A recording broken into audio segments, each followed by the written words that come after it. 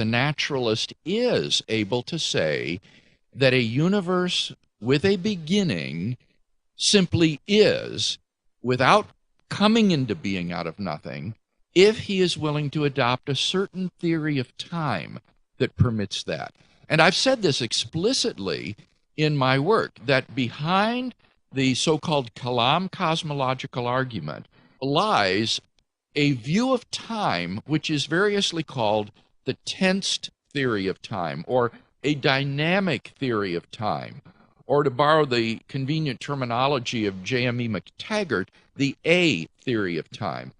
This is a theory of time that is the common sense view of time that is almost universally accepted among ordinary people. And it is the view that temporal becoming is a real and objective feature of reality, that there is a difference between the past, the present, and the future. The future doesn't exist in any sense. It's a realm that's pure potentiality. The past did exist, but no longer exists. The present alone is real. And things really do come into being and go out of being with the lapse of time. And on that view, if the universe began to exist, then the universe definitely did come into being at the first moment of its existence without any sort of antecedent conditions. It came into being from nothing. It is only if you adopt a tenseless or static or so-called B theory of time, according to which all events in time are equally real, that you could say that the universe has a beginning, but that the universe didn't come into being at that first moment. All moments of time are equally real, and the universe on that view has a beginning only in the sense that a yardstick has a beginning in the sense that it has a first inch. But the yardstick doesn't come into being at the point of its first inch. It simply is extended in space, and in the similar way, the B theorist would say the universe is extended in time.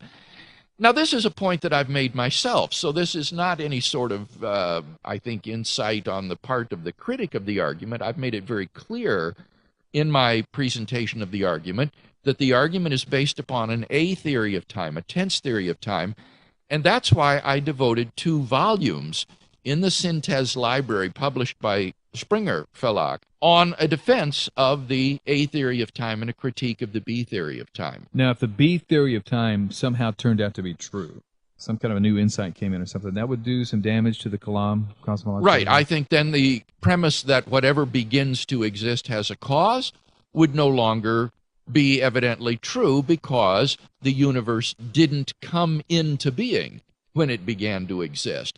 It's really not beginning to exist that's the key thing here. It's coming into being.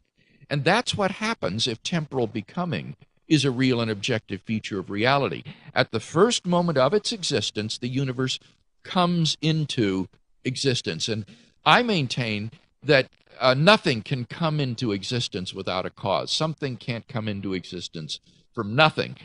Now, on the B theory, as I say, time and the events in time are extended like a spatial length, like a yardstick. And a yardstick doesn't come into being at the first inch of its extension. And similarly, the universe on this view just exists as a static whole from the first moment of its existence to the last moment of its existence, if there is one.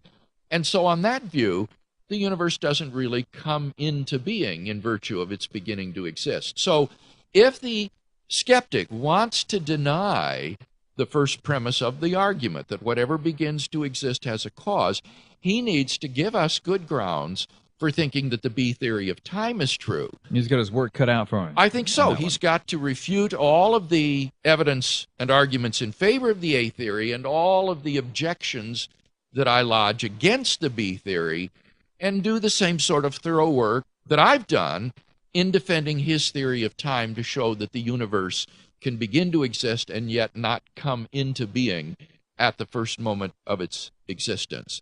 And now, if he were to do that, then I think what the theist would appeal to is not the Kalam cosmological argument, but what I call the Leibnizian cosmological argument, namely Leibniz's question, why is there something rather than nothing? Why does this tenseless space-time manifold exist? That question still needs to be answered. So the Leibnizian version of the cosmological argument, I think, would still go through in spades. I can't help but chase this just for a moment because it's so fascinating. But on the B theory of time, time travel might be possible because there's actually a future. It's out there and exists, and we just haven't arrived. But if we could find a way to get to it, then we could do it. In the past, the same. The past still exists back there somehow.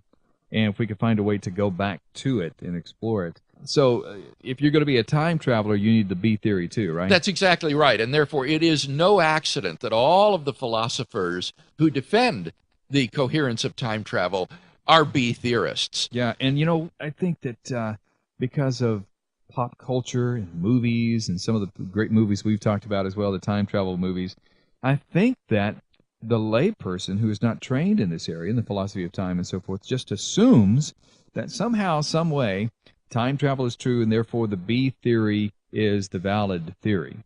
I don't know if they do, Kevin. I think you're certainly right that time travel movies are so engaging and entertaining. I enjoy them myself. I really like time travel movies, even though I think that what they posit is in the end metaphysically impossible. Yeah.